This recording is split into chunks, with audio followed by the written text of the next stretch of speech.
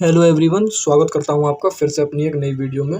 तो इस वीडियो के माध्यम से मैं आपको कुछ क्वेश्चन बताऊंगा। मैथ के इम्पोर्टेंट क्वेश्चन हैं और बहुत ही ज़्यादा इम्पोर्टेंट क्वेश्चन है जिसको आपको करने की ज़रूरत है। इसी के साथ शुरू करते हैं वीडियो को कुछ इस पॉइंटों के साथ। आपको पता है सीटेट का एग्ज़ाम 20 अगस्त को होने वाला है, आपको डेट सबको पता है।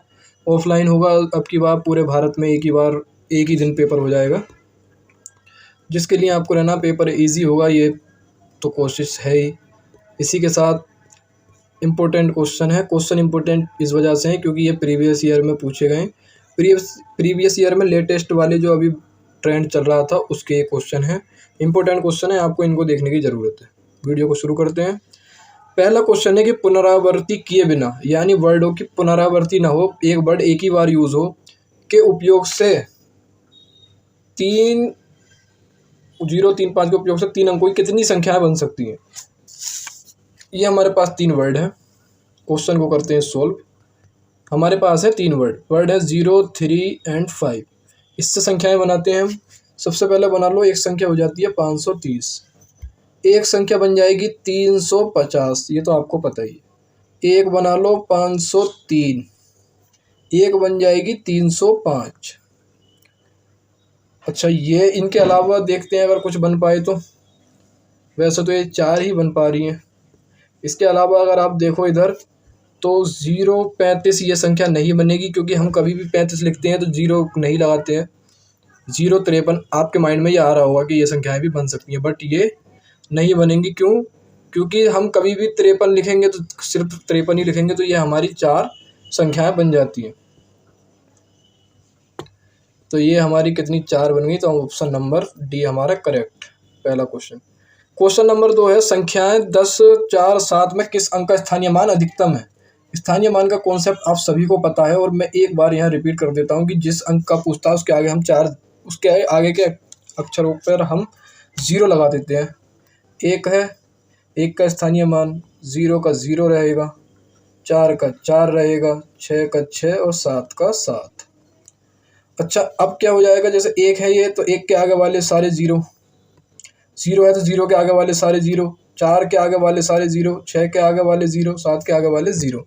तो सबसे ज़्यादा क्या है, 1 के आगे 0 है, 1 2 3 और 4। तो हमारा आंसर क्या हो जाएगा, ऑप्शन नंबर सी, यानी ए जो है उसका स्थानीय मान सबसे अधिकतम है। अगला क्वेश्चन कह रहा है कि थोड़ा सा ट्रिकी क्वेश्चन है बट इम्पोर्टेंट है। ऐसे क्वेश्चन लगातार पूछे जा रहे हैं पूरे प्रीवियस ईयर क्वेश्चन में। ये इस टाइप के क्वेश्चन जरूर हैं। या तो केक वाला है कि एक लड़की पर केक है और उसने 1/4 उसको दे दिया, 1/4 उसको, ये क्वेश्चन रखा हुआ मिलेगा। इसकी आप भरपूर प्रैक्टिस कर लें। मैंने पिछली वीडियो में भी बहुत डीपली और बहुत अच्छे तरीके से बताया है, और इसको भी बताने का प्रयास करूँगा, तो आप इसको समझें। देखो, कह रहा है कि 20 लीटर दूध को किसी स्कूल के सभी विद्यार्थियों में समान रूप से वितरित किया गया। देखो, कोई 20 लीटर दूध है हमारा, प्रत्येक विद्यार्थी को उसका 1/4 दिया गया है। अब देखो, इसको अगर आप कैसे भी करोगे तो आप उससे नहीं हो पाएगा ये, मतलब हो तो जाएगा, पर थोड़ा सा मैं इजी तरीके से बता देता हूँ जो मतलब हर कमज़ोर बच्चा भी उसको समझ सकता है। देखो, 20 लीटर दूध है, ठीक है। अब 20 लीटर में 1 लीटर निकालो। 1 लीटर दूध में कितने मिलीलीटर हो गए, तो 4 बार 250 मिलीलीटर, 250 250 और 250। ये मान लो 1/4 भाग हो गया इसका 1 लीटर दूध का। इतना एक बच्चे को इतना मिल रहा है, सिर्फ कितना मिल रहा है, इतना मिल रहा है एक बच्चे को। तो देखो, चार चार मतलब 1 लीटर में 4 पार्ट हो रहे हैं, तो 4 का चौथा भाग मिल रहा है। कितने में से मिल रहा है, 20 लीटर में से बच्चे को क्या मिल रहा है, 1/4, ये वाला 4। इसकी आप डायरेक्ट गुणा कर दो, क्या आ गया हमारा 80, यानी कि 80 इसका आंसर है। कितना इजी था, ये मैंने आपको सिर्फ खोल के बताया है। आप डायरेक्ट इसकी यहाँ गुणा कर देते तो भी आपका आंसर आ जाता।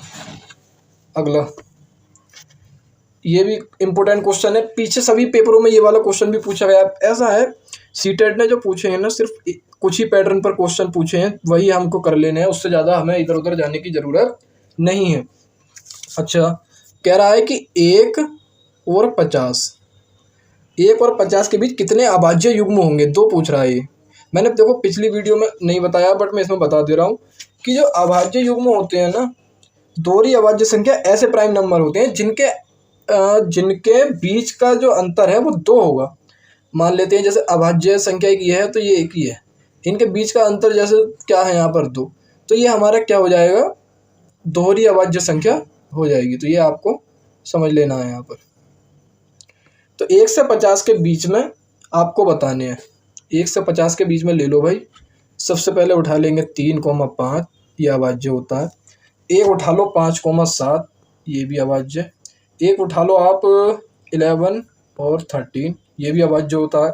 एक उठा लो आप 17 और 19, बीच का डिफरेंस 2 होना चाहिए। एक उठा लो आप 29 और 31, एक उठा लो आप 41 और 43, और इससे आगे फिर 59 हो जाएगा। यही है मेरे अकॉर्डिंग तो इतने अभाज्य युग्म जो है 1 से लेकर 5 तक बन जाएंगे। 100 तक पहुँचाना है तो 59, 61 ले लो, 71, 73 ले लो, उसके बाद कोई भी अभाज्य युग्म नहीं होगा, फिर से वही रिपीटेड होने लगेंगे। तो फिर जैसे ये 1, 2, 3, 4, 5, 6 कितने अभाज्य युग्म हो गए? अभाज्य युग्म हो गए हमारे यहाँ पर 6। अभाज्य युग्म हमारे 6 हुए। ऑप्शन नंबर बी आपका करेक्ट हो गया। कितना इजी क्वेश्चन था। अगला क्वेश्चन देखो, अगला क्वेश्चन कह रहा है, ये बहुत ही इजी है, बस आपको समझ आना चाहिए लैंग्वेज। अगर पेपर की लैंग्वेज आपने समझ ली क्वेश्चन की, आपसे क्वेश्चन छूटेगा नहीं। 4 अंकों की अधिकतम और न्यूनतम संख्या का योगफल बताना। देखो हमको पहली क्लास में ही बताया जाता था वो कि जो सबसे बड़ी संख्या होती है 4 अंकों की, 5 अंकों की, वो क्या होती है। मान लो 3 अंकों की पूछते थे हमसे तो हम क्या बता देते थे, 999, और 3 अंकों की सबसे छोटी पूछते थे तो हम 100 बता देते थे। तो ये कॉन्सेप्ट आपको रख लेना है। कह रहा है कि 4 अंकों की अधिकतम, तो 4 अंकों की अधिकतम संख्या उठा लो 9, 9, 9 एंड 9, ठीक है। प्लस करना है उसका किसका, न्यूनतम संख्या, 4 अंकों की न्यूनतम संख्या हो गई ये, ठीक है। 9 हमारा ऐसे, ये वाला 9 ऐसे, ये 9 ऐसे, 9 और 1 10, 10,999 आपका आंसर। बताओ क्या था इस क्वेश्चन में। कुछ नहीं, सीटेट में पूछा गया है, फ्री के नंबर हैं ये, बस आपको थोड़ा सा समझना है। अच्छा देखो ये कितना, ये बहुत इजी क्वेश्चन पूछे थे। कह रहा है कि एक बिंदु है, उससे खींची जा सकने वाली रेखाओं की संख्याएं ज्ञात कीजिए। देखो एक बिंदु बोल दिया है इसने कि ये कोई बिंदु होगा, कितनी रेखाएं खींच सकते हैं हम। तो एक बात बताओ आज कॉमन सेंस की, क्या सिर्फ एक इस बिंदु से आप एक ही लाइन खींच सकते हो, दूसरी नहीं खींच सकते, तीसरी नहीं खींच सकते, चौथी नहीं खींच सकते, 5वीं, 6ठी, 7, 8, 9, 10, 11, 12, 13, 14, 15, यानी कि एक बिंदु से हम अपरिमित रूप से अनेक लाइनें खींच सकते हैं। ऑप्शन नंबर डी आपका करेक्ट। कितना इजी क्वेश्चन था। अच्छा ये क्वेश्चन थोड़ा सा समझने की ज़रूरत है, आपको सिर्फ कॉन्सेप्ट पता होना चाहिए चीज़ों का। और कॉन्सेप्ट भी क्या, मैं जो ये बता रहा हूँ बस आप इनको कर लीजिए, बिल्कुल आपका रुकेगा नहीं। देखो ये बोल रहा है घन के प्रत्येक फलक का आकार कैसा होता है। घन क्या होता है आपको, ये तो आपको पता ही है। एक घन कैसा होता है वो आपको पता है, नहीं पता है तो हम बता रहे हैं।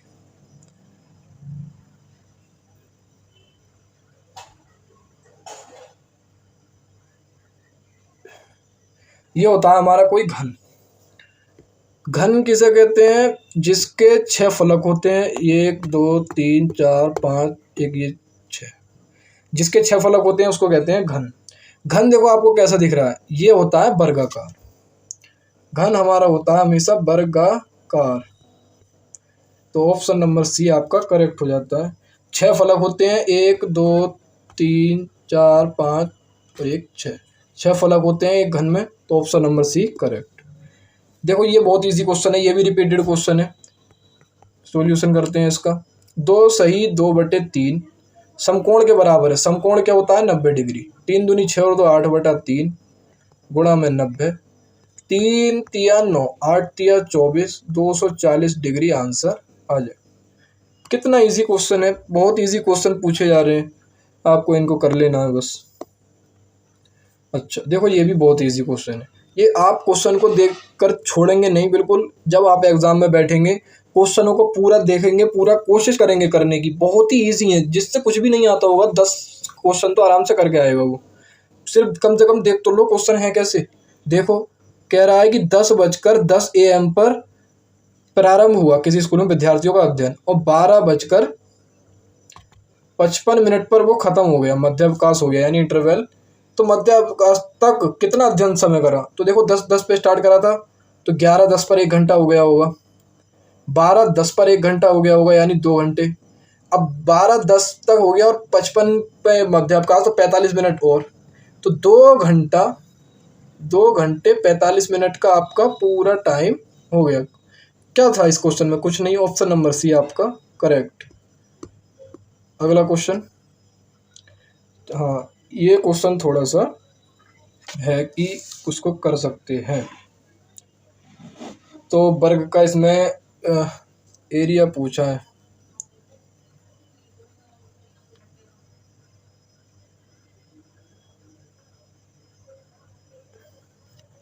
देखो इसको बता देते हैं। ये क्या है? 4 सर्वांग सम जिसके सारे अंग समान हैं, 4 वर्ग हैं। इसका सब लंबाई चौड़ाई ऊंचाई सब बराबर है। 256 इनका सबका दे रखा है। 1 का पूछ रहा है, 4 से भाग, 4 छिंग 24 और 4 चौक 16, 64 इसका आंसर है। इसमें दे नहीं रखा है, सवाल किसी और तरीके से पूछा है, लेकिन एग्जैक्ट जो सवाल बनेगा वो बनेगा और इसका पैरामीटर आप अगर निकालना चाहें तो वो निकाल सकते हैं। कितना इजी क्वेश्चन था ये देखो कितना इजी क्वेश्चन है। सारे क्वेश्चन मतलब बिल्कुल हलवा। इस क्वेश्चन को देखो, कह रहा है 1 + 3 हमारा हो जा रहा है 4, पैटर्न बेस्ड क्वेश्चन है। 3 + 6 हमारा हो जा रहा है 9, ठीक है। 6 + 10 हमारा हो जा रहा है 16। अब आप बताओ कि आगे क्या आएगा। देखो रीजनिंग वाला माइंड लगाना है। ये 2 का वर्ग हो गया, ठीक है। ये 3 का वर्ग हो गया, 3 3 9, ये हो गया 4 का वर्ग। अब जाहिर सी बात है यहाँ पर 25 आ जाएगा, 5 का वर्ग, ठीक है। अब यहाँ पर क्या आएगा? देखो 3 और 3 6, 6 और 4 10 यानी 1 बढ़ गया, तो 10 और 1 10 और प्लस के 5 15। कैसा आया ये 15? मैं एक बार बता दूं, आपको समझ नहीं आया होगा शायद। 3 और 3 6 यहाँ पर हो गया, ऐसे दे रखा है। 6 और 6 में 4 जोड़ा तो 10, अब 10 में 5 जोड़ दिया तो 15। इसी के साथ 1 में 2 जोड़ा तो 3, 3 में 3 जोड़ा तो 6, तो 6 में 4 और जोड़ दो तो आ जाएगा 10। ये आपका 10 15 25 यानी कि ऑप्शन नंबर सी आपका करेक्ट। कितना इजी क्वेश्चन था। अच्छा, समांतर माध्य का क्वेश्चन है। वैसे ये आता नहीं है, लेकिन फिर भी जब आ गया तो हम इसको छोड़ेंगे नहीं, करके ही मानेंगे। इजी है ये भी। देखो माध्य क्या होता है, सबसे पहले आपको ये होना चाहिए आंकड़ों का योग। थोड़ा पेन गड़बड़ करता हुआ। माध्य हमारा हमेशा होता है आंकड़ों का योग बटे में आंकड़ों की संख्या। आप इसको थोड़ा मैनेज कर लेंगे, राइटिंग तो गड़बड़ ही आ रहा है। कह रहा है प्रथम 10 सम प्राकृत यानी कि प्राकृत संख्याएं हो और सम हो 10 की 10। तो पहले प्रथम सम प्राकृतिक संख्याओं का जो योग होता है वो होता है n × n + 1। n की वैल्यू दे रखी है 10, 10 यहाँ प्लस 1 हो जाएगा 10 और गुणा में 11, 110। 110 अब जब आपका ये हो गया तो अब आंकड़ों का योग तो आ गया, ये 110 आ गया आंकड़ों का योग और 10 आ गए आंकड़े।